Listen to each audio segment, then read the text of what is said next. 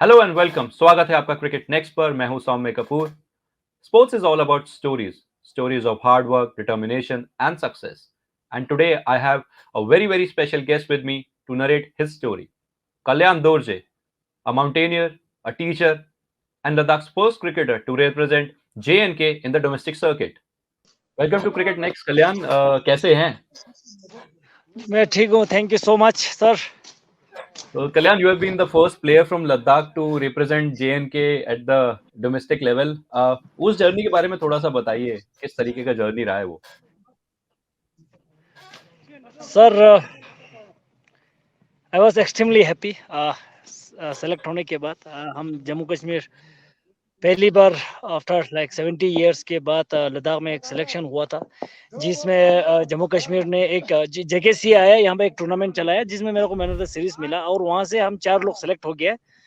फिर हम यहाँ से जम्मू गए, फिर जम्मू में जो ट्रायल मैचेस करवाए काफ़ी, तो मैच में काफ़ी अच्छा परफॉर्मेंस था, तो इसका वजह से फिर मुझे सईद मुश्ताक के लिए सेलेक्ट हो गया। तो I was extremely happy for the journey was like I can not express sir.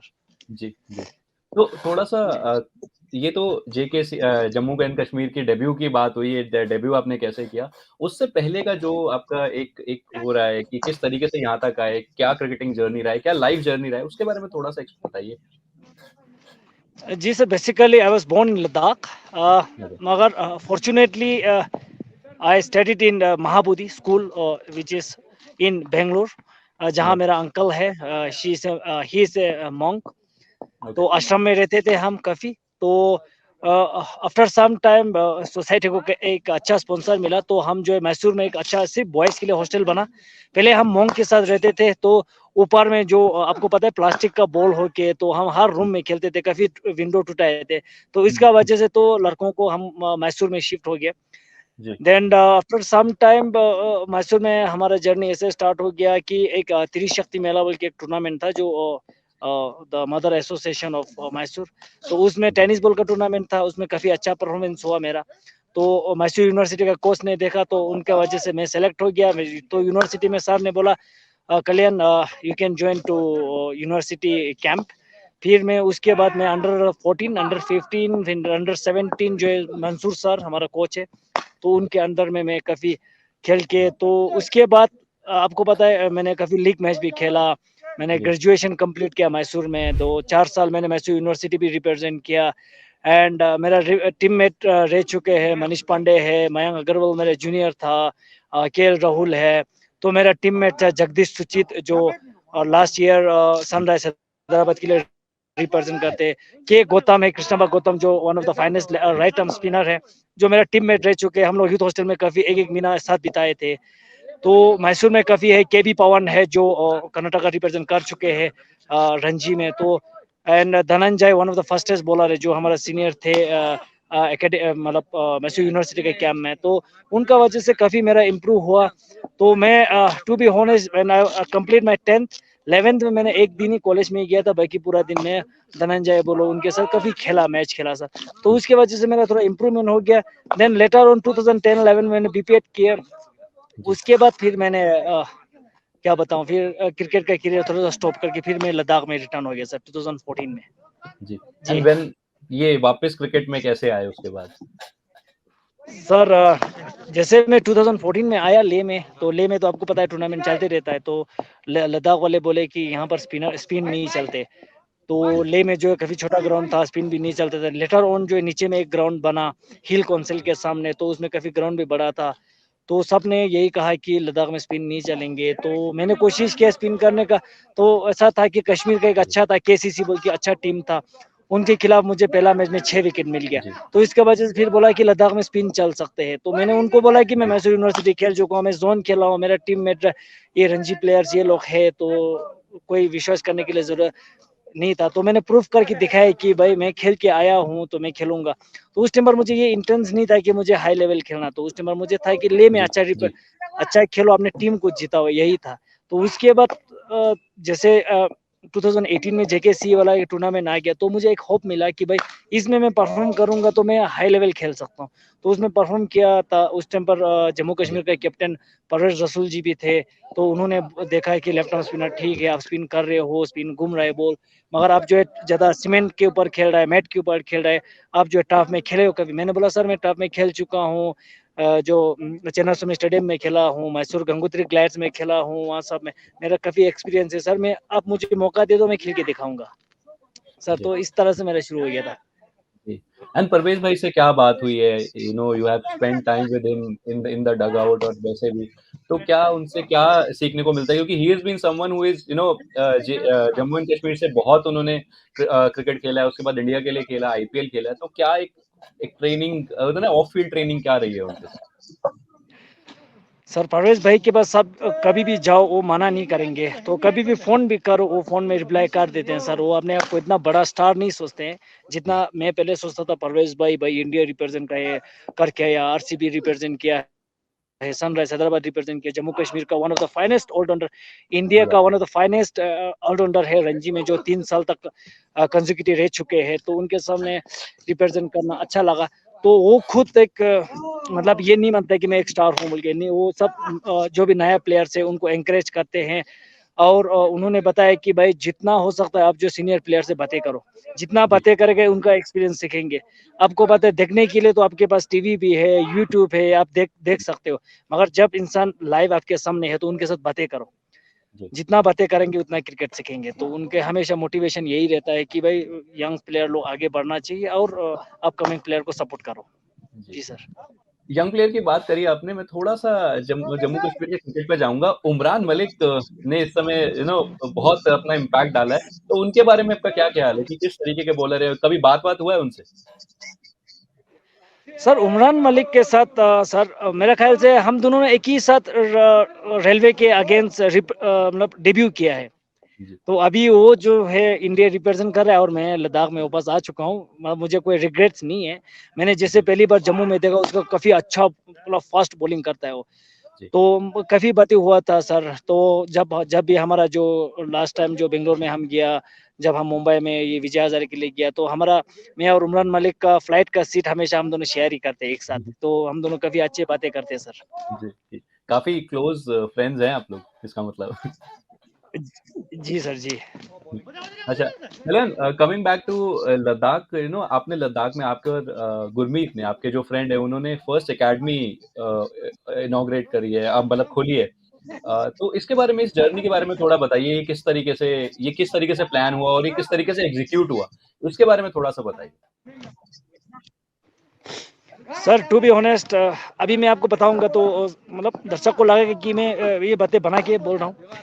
मैं जैसे मेरा करियर खत्म हो गया था, बेंगलोर मैसूर में करियर खत्म हो गया था, तो उसके बाद मैं 2012 में डेकाथलॉन में काम किया 1 साल के लिए। स्पोर्ट्स कंपनी है जी, डेकाथलॉन में।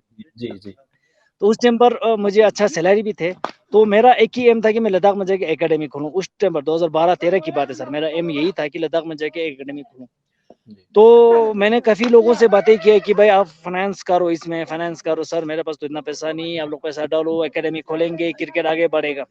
तो उस टाइम पर कोई चांस नहीं देखा, क्योंकि हमारा यूटी नहीं बना था।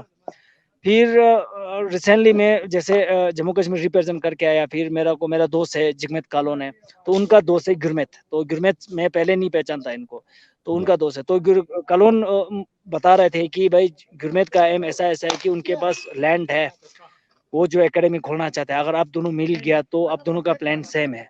तो जी, गुरमीत जो है शौक के लिए क्रिकेट खेलते हैं सर, मगर he is not not a professional. और क्या बताएँगे, वो टेनिस का मैच खेलते हैं और क्रिकेट का बहुत शौकीन रखते हैं। तो फिर हम ये गुरमीत का साथ मिला, फिर गुरमीत ने बताया फिर क्या-क्या करेंगे, ये लैंड है इसमें चलेगा, कितना नेट बन सकता है। तो मैंने बोला भाई ये नेट्स है, हम 4 नेट्स बनाएँगे, तो इसके फीस ऐसे-ऐसे रखेंगे ताकि आपको लॉस नहीं हो। Sir ji, to be honest Gurmeet ने मेरे को इतना सपोर्ट किया है कि अब इंडिपेंडेंस कि मेरे को बोलता है कि बिज़नेस हम दोनों 50-50 करेंगे, मतलब जो भी एक्सपेंडिचर है उसका 100% उसका ही है सर अभी। जी, तो जी। हम दोनों का बात ऐसे हुआ था। जी। मैंने एक स्टोरी सुनी है गुरमीत के बारे में, जहाँ वो कार जो टैक्सी वो ओन करते थे, and he sold that off to accumulate the money, वो पैसे अरेंज करने के लिए। उसके बारे में थोड़ा-सा बताइए, वो क्या एग्ज़ैक्टली क्या स्टोरी है? हमारे व्यूअर्स बहुत सुनना चाहेंगे वो। सर, आपको पता है लद्दाख में जो है टैक्सी का रेट काफ़ी हाई है। एंड टैक्सी, अगर आपके पास टैक्सी है तो इन सीज़न आप जो है 2-3 महीने में काफ़ी पैसा कमा सकते हो। तो वो काफ़ी साल टैक्सी चलाया। तो जैसे मैंने क्रिकेट एकेडमी का प्लान बताया, तो उनका भी एक ही एम था कि क्रिकेट एकेडमी खोलेगा तो बड़ी तरह से खोलेंगे, छोटा-सा नहीं खोलेंगे, 1 नेट या 2 नेट का नहीं खोलेंगे। तो कम से कम 4 नेट्स का है। फिर हमने एस्ट्रोटर्फ के बारे में बताया, तो उसने कॉस्टिंग लगाया कि पैसा इतना-इतना हो रहा है। जी, तो कॉस्टिंग लगाया, फिर उसने बोला भई मेरे पास एक ही एसेट है, जो मैं बेच जी, सकता हूँ। तो उसने बोला कि मेरे पास इनोवा है, तो अगर मैं इनोवा बेचूँगा फिर एकेडमी जो है रियल होगा, रील जी, से रियल हो जाएगा। तो उसने एक सर इमोशनली उसने जो है टैक्सी बेच दिया। फिर उसका पैसे से फिर एकेडमी जो है जो भी कंप्लीट करना था सब कुछ काम कंप्लीट हो गया था सर। वो जी, दोनों के लिए काफ़ी हार्ड था। तो उसने जी, बोला भाई अभी 2 साल से, जैसे एकेडमी में आपको पता है इंस्टेंट पैसा एकदम आता ही नहीं है, जैसे टैक्सी में जी, एक सीज़न में आ जाता है। तो उसने बोला कि भाई पैसा तो आगे से आएँगे। जी, अभी उन्होंने ये भी बताया कि अभी जैसे मैं एकेडमी खोलूँगा, टैक्सी चलाएगा तो मैं अकेले पेट भरूँगा। अगर मैं जी। टैक्सी के पैसे से मैं एकेडमी खोल सकता हूँ, तो मैं कम से कम लद्दाख का कम से कम अपकमिंग क्रिकेटरों को मैं मदद करूँगा इनडायरेक्टली, तो आई विल बी हैप्पी। तो उसका सोल को एक शांति मिलता है बोला।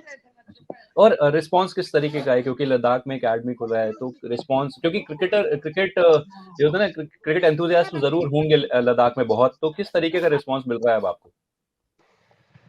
सर, हमने ये विंटर में अभी एकेडमी स्टार्ट किया था, तो ये विंटर जो है अनटाइमली होते हैं, क्योंकि विंटर में आपको पता है लद्दाख वाले आइस हॉकी के लिए जाने जाते हैं। जी, तो विंटर स्पोर्ट्स काफ़ी होते हैं, आइस हॉकी होते हैं, फिर आइस क्लाइंबिंग होते हैं, फिर आपको पता है चादर ट्रैक होते हैं, ये सब है। तो मुझे काफ़ी रिस्पॉन्स थोड़ा-सा लो मिला, मगर लेह में जो है क्रिकेट बहुत है सर, क्वांटिटी जी, क्रिकेट बहुत है। मतलब आइस हॉकी का 2-3 टूर्नामेंट चलते हैं, मगर क्रिकेट का 35 टू 40 टूर्नामेंट चलता है ओवरऑल लद्दाख में। तो जी, लद्दाख में क्रिकेट खेलने वाला बहुत है, मगर जो भी खेलता है वो क्वांटिटी क्रिकेट खेल रहा है, क्वालिटी क्रिकेट नहीं है। तो मेरा जी, और गुरमीत का एम यही है कि एक क्वालिटी क्रिकेट बनाए। और हमारा ये भी एम है कि अभी हमने बड़ों-बड़ों से बातें भी की है कि सर, अभी स्पॉन्सर ढूँढने के लिए स्पॉन्सर भी ढूँढ रहे हैं सर, ताकि हम अंडर 17 का टूर्नामेंट कर सकें, अंडर 19 का टूर्नामेंट कर सकें। एंड मैंने इतना भी बताया, जो लोग अभी मेरे पास है 15-16 लड़के हैं, तो मैंने ये भी बताया कि मुझे गवर्नमेंट से थोड़ा-सा फाइनेंस मिलेगा तो मैं आपको ऑल इंडिया टूर करवाऊँगा। मतलब यहाँ से दिल्ली जाओ 2 मैच खेलो, मैं मैसूर में लेके जाना चाहता हूँ उनको, जो 2 मैच खेलो। जैसे एकेडमी का साथ खेलेगा, उनको मैच्योर हो जाएगा, फिर पता चलेगा कि बाहर का क्रिकेट कैसा है। तो जी। ये कल्चर लाने का कोशिश कर रहे हैं सर, हमारा एम यही है। जी, ये तो हो गई आपकी अकेडमी की और गुरमीत की जर्नी। आपकी एक अपनी जर्नी भी बहुत इंटरेस्टिंग रही है। मैं दोबारा उस जगह पे जाऊँगा।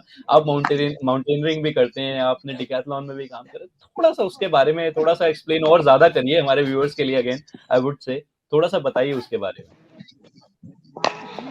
सर, जैसे 2012 में मैंने मतलब क्रिकेट का करियर खत्म हो गया, मेरा स्टडी कंप्लीट हो गया था। तो मुझे एक मास्टर करने का शौक था।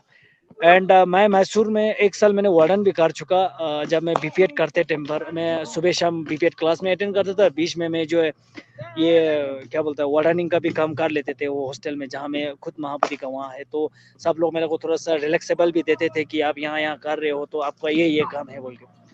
तो उसके बाद हमने ये किया सर। फिर मुझे एमपीएड करना था, मास्टर ऑफ फिजिकल एजुकेशन, ताकि मैं सोचा मैं लेक्चरर बनूंगा। तो मैं मैसूर से आया, मेरे पास पैसा कमती था, मैं ट्रेन के अंदर आया, ट्रेन के बाथरूम में घुस के आया। फिर मैं मध्य प्रदेश गया, एलएनयूपी में गया, Lakshmibai National University of Physical Education में गया सर। फिर वहाँ पे था 900 स्टूडेंट था इंट्रेंस के लिए, और सीट था 75। तो मेरा वेटिंग लिस्ट 5 में आ गया था। तो मैं फिर वहाँ पर मेरा नहीं हुआ, तो फिर मैं उस वो वहाँ पर मुझे एडमिशन नहीं हुआ, तो उसके वजह से मैं लद्दाख में वापस पहुँचे। तो मेरा एक टशीनुरबू जयो बोल के दोस्त है, तो उसका जो एक कैंपिंग चलाता है स्टोक कंगरी में, जो स्टोक कंगरी है 6150 मीटर अबो सी लेवल है, जो इंडिया में one of the trackable mountain है, जिसके ऊपर आप जा सकते हो। Even you are coming, please you come, I will make you to submit. तो मेरा जर्नी वहाँ हो गया। तो मैं कैंप में बैठता था। देन दिल्ली का एक एनजीओ है, जहाँ पर अभी स्पेशल चिल्ड्रन को जो है उन लोग ट्रेनिंग देते हैं। तो उसमें था एक अंधा भी था, एक गूंगा था। तो उनको जो सबमिट करवाना था, शायद मेरा ख्याल से उनका इंस्टीट्यूट का नाम है मनावा। तो उनके पास गाइड थोड़ा सा शॉर्टेज था। तो मैंने बोला भाई, अंधे वाले कर्नाटका गुलबर्गा का था, जिसका आंख बिल्कुल दोनों बंद था। तो मेरा एक दोस्त है सनी है, तो मैं और सनी बोला भाई इसको कंधे में उठा के कैसे भी हम सबमिट करेंगे। तो उस टाइम पर था -20 टेम्परेचर था। तो उनके लिए -20 था, हमारे के लिए तो बॉडी गर्म था, क्योंकि उसको तो कंधे के कंधे मिला के हम लेके जा रहा था। तो हमने सबसे पहला सबमिट था, मेरा पहला सबमिट था तो कंधे का एक अंधे के साथ। तो वो अंधे को हमने सबमिट करवाया, फिर उसको लाया तो उसने खूब सारे आशीर्वाद दिए और खूब सारे कन्नड़ा में मैंने इतना उसको कन्नड़ा आता है, तो मेरा को कन्नड़ा छोटा थोड़ा मोड़ा आता है ना, ये कन्नड़ा में गाना गा गा के लेके गया, ये चल्ली दरो मल्ली के ये गाना वो गाना, तो उसको काफी खुश हुआ, सबमिट हो गया। तो फिर माउंटेनियरिंग के बाद फिर हम माउंटेनियरिंग ऐसे ही स्टार्ट हो गया। तो सीजन में जो यही कमाता था। फिर विंटर में मैं 2 साल अरुणाचल में टीचर का काम करने के लिए गया था, दायून में, जो चांगलांग डिस्ट्रिक्ट है। फिर 1 साल फिर मैं इधर गया था मुन्नार में, जहाँ मेरा और एक माउंटेनियर दोस्त था। तो मुन्नार में सुधीश बोल के है, मुन्नार उनके पास गया। फिर विंटर में मैं वहीं भी काम किया।